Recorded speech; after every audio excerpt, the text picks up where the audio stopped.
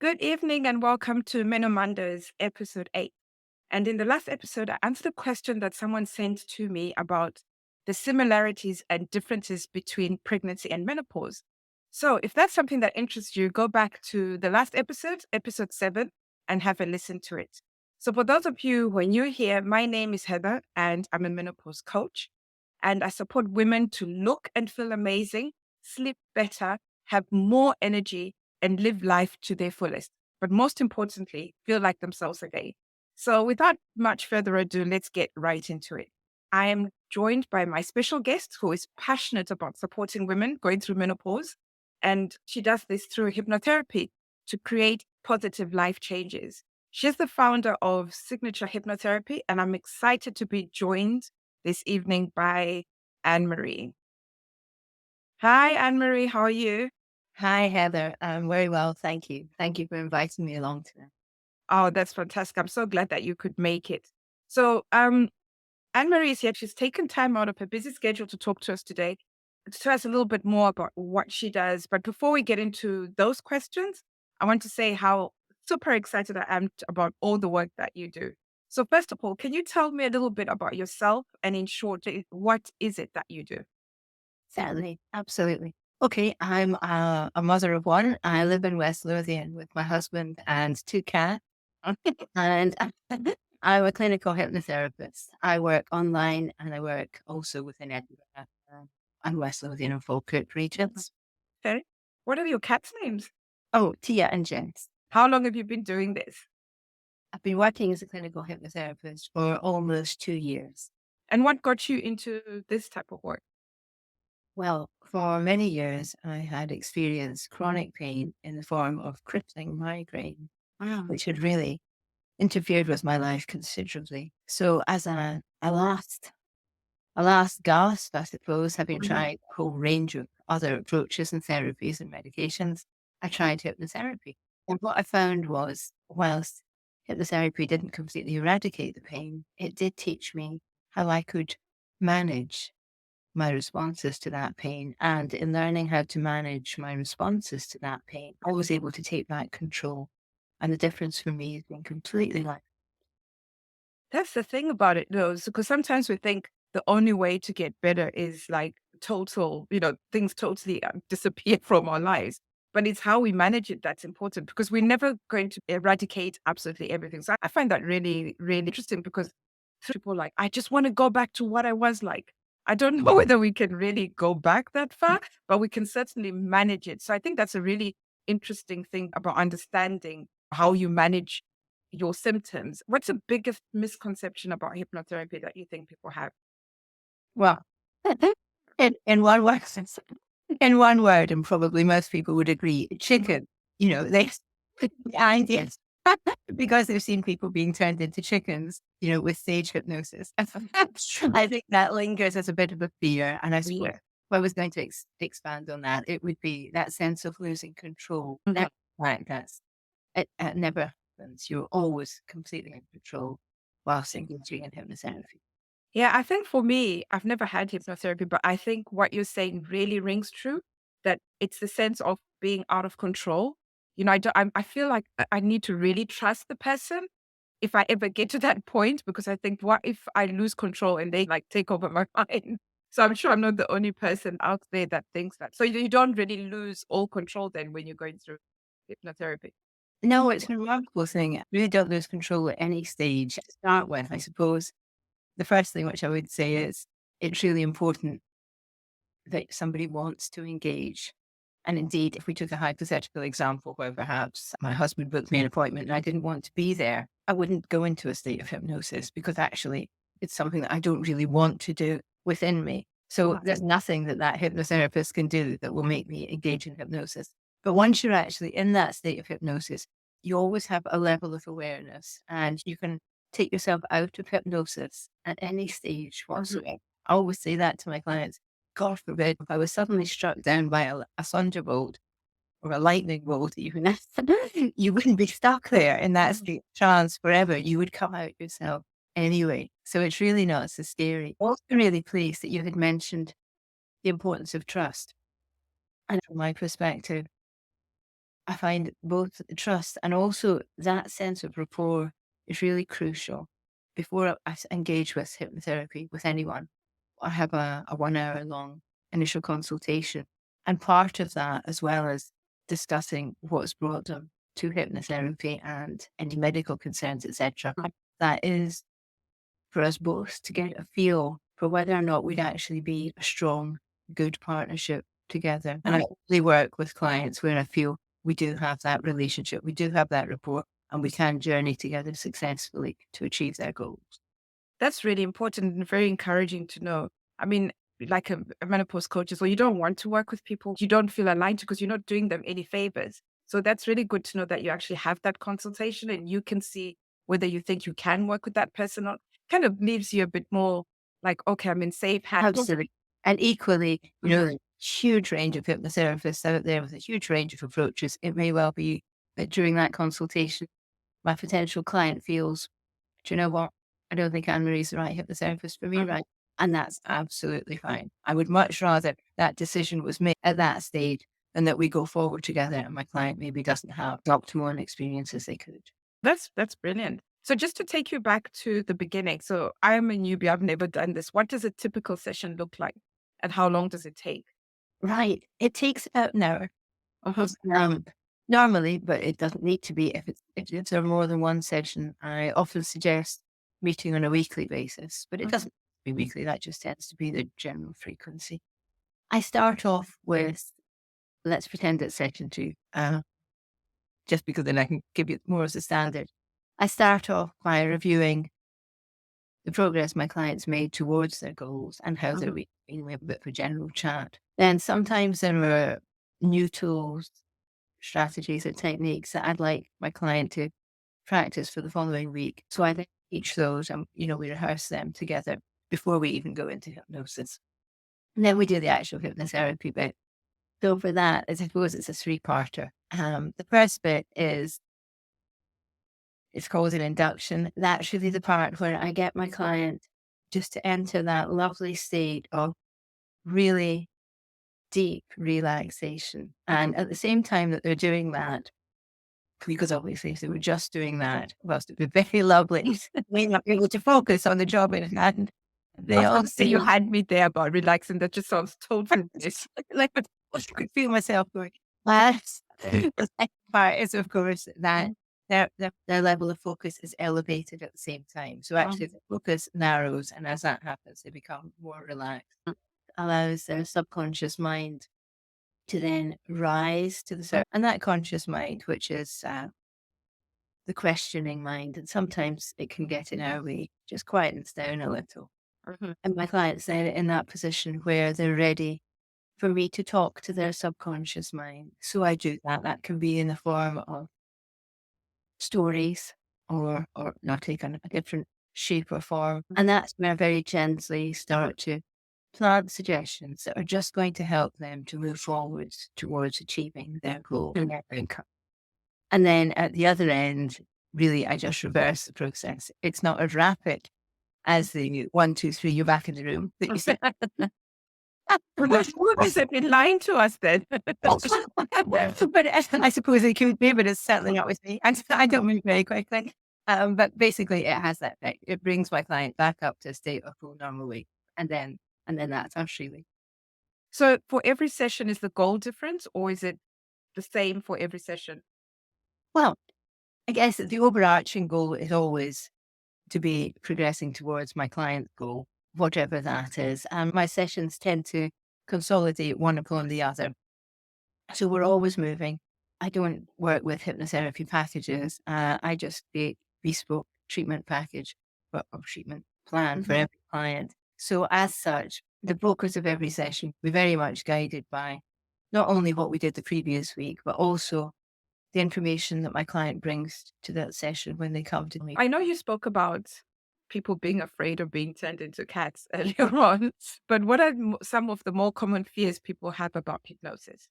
I think the principal one is probably that loss of control. And we've spoken briefly about that potential fear of being stuck in trance forevermore. I think the third one, which perhaps doesn't present quite so strongly until people are sitting opposite me, is that fear of doing it wrong. and actually are not even being able to enter into a state of hypnosis at all. Mhm. You can't do it wrong. Your subconscious mind is so skilled, so adept, so clever. Whatever depth of trance experience you experience on that particular day, and it can change from day to day, is the right level for you on that occasion. So you absolutely can't do it wrong whatsoever. That's really relieving to know because it just puts less pressure on, especially when you've been one of these people, like most of us are, like we just want to see results and want to keep going and going and going. So just knowing that actually it's not determined by us and there's no pressure on us, I think it's a good thing to know if this is something that people want to try. So do you have any tips for someone who wants to try hypnotherapy but feels a little bit intimidated by it? Yes, I would say get in touch with me by Uh-huh. all means. I offer two things for people who are relatively certain that perhaps they do want to go ahead. Start with the initial consultation. That's just an opportunity to discuss their needs in a little bit more depth and also to see, because even if hypnotherapy is a possible modality, it may not be the optimum for them. But through discussion, we can determine that. But for those who are perhaps not quite at that stage, I do offer discovery calls. Just have a chat about really any concerns that the person wants to bring to the table in relation to my particular practice or Mhm. hypnotherapy in general. All Mhm. right. That's So if someone's thinking of hypnotherapy as a way to manage their menopausal symptoms, how do they know if they're a good candidate for hypnosis?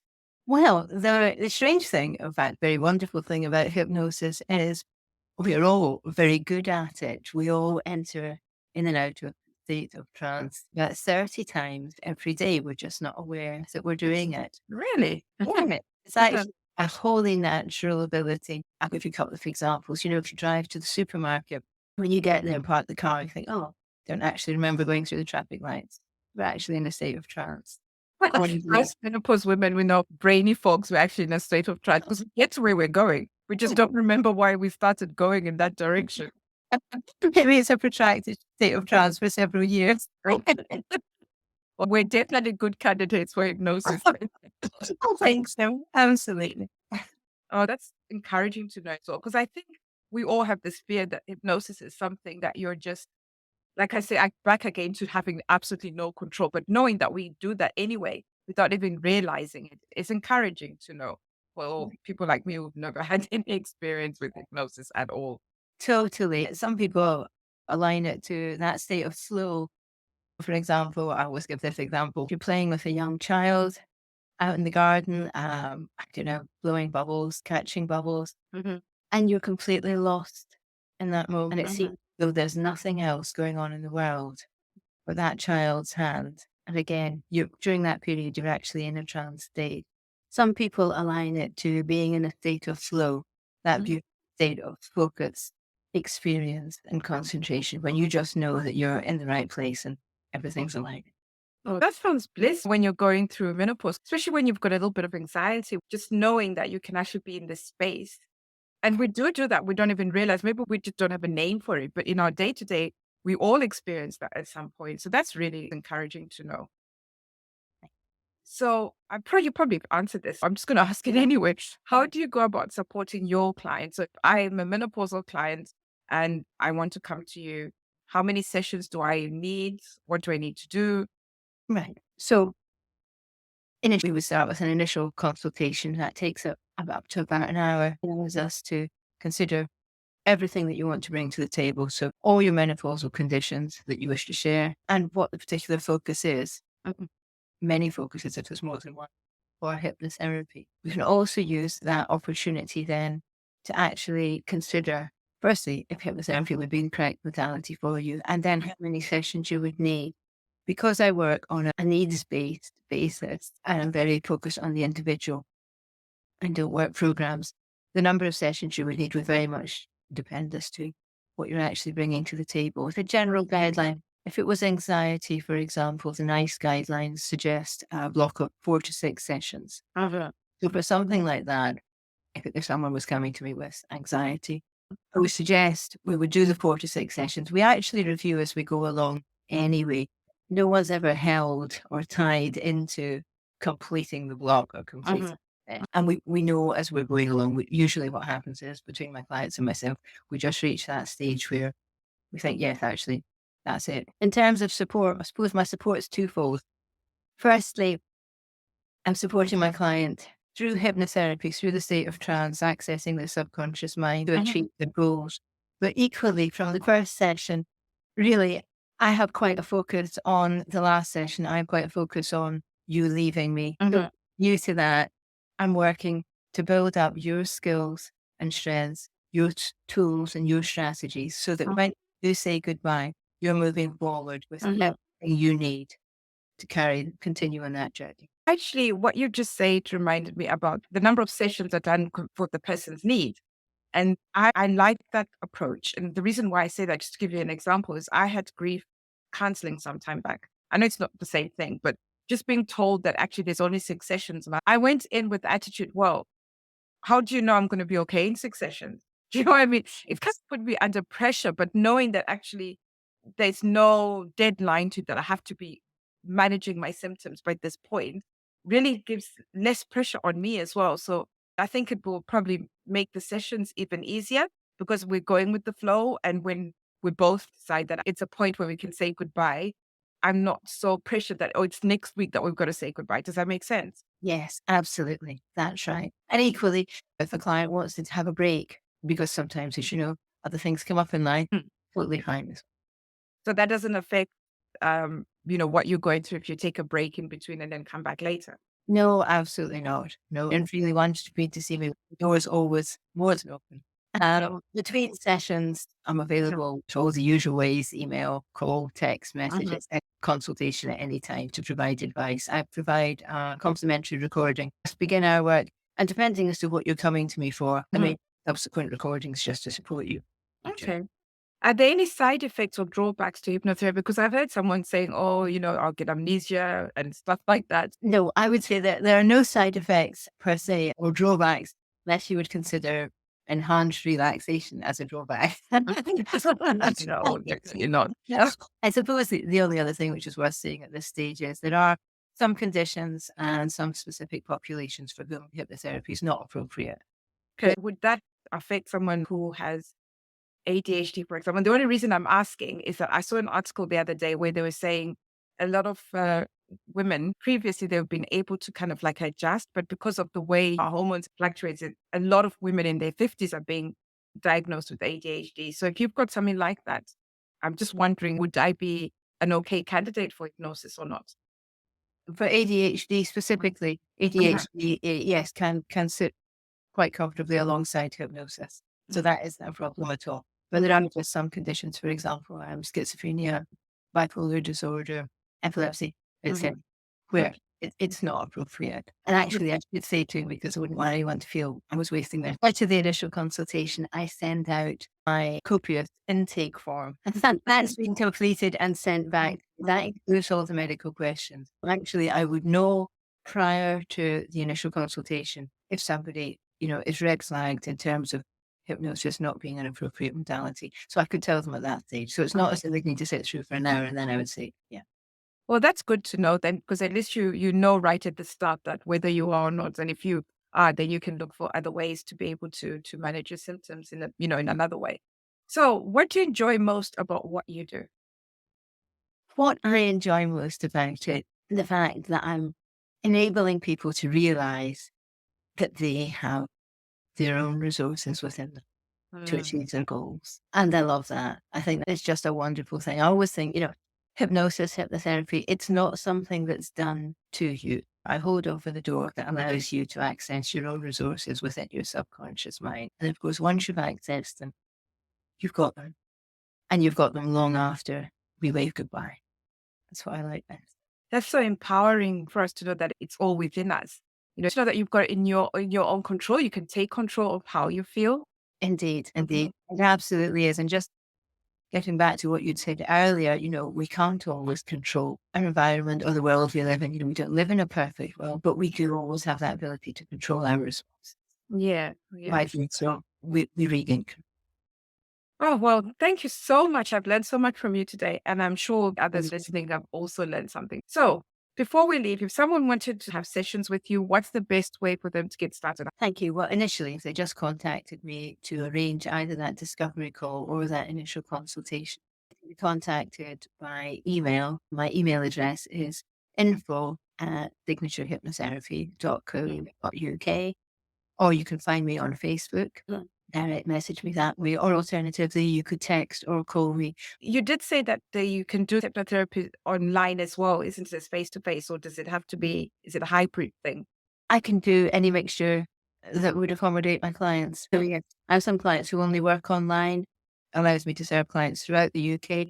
And if that's more convenient for you, sometimes people find if they don't have much time, that's an easier modality. But alternatively, I can either come to you if you're within Edinburgh, okay, or West Lothian, or I have therapy rooms within Edinburgh and West Lothian where we can. Oh, that's brilliant, because it's nice to know as well that these things can be done online, because as you said, you get to serve a wider range of women then, and they're not limited because of where they live, because they may be living somewhere quite rural, or as we know in Scotland, that can be not too far away, but also you can fit that within your working day. So, oh, well, it's good to know all that information. And thank you so much for coming on to talk to me. And I just want to say, it's so important on behalf of all the women who have found menopause to be so difficult. I just want to say thank you. And we're so glad that you support women's health in general. Oh, And with that, I'm just going to say goodbye. And that brings us to the end of Meno Mondays. The next episode of Meno Mondays will be on Monday, the 29th of May. And we'll be talking about water and all its benefits in menopause. So here's wishing you a great week, and I'll see you on the 29th of May.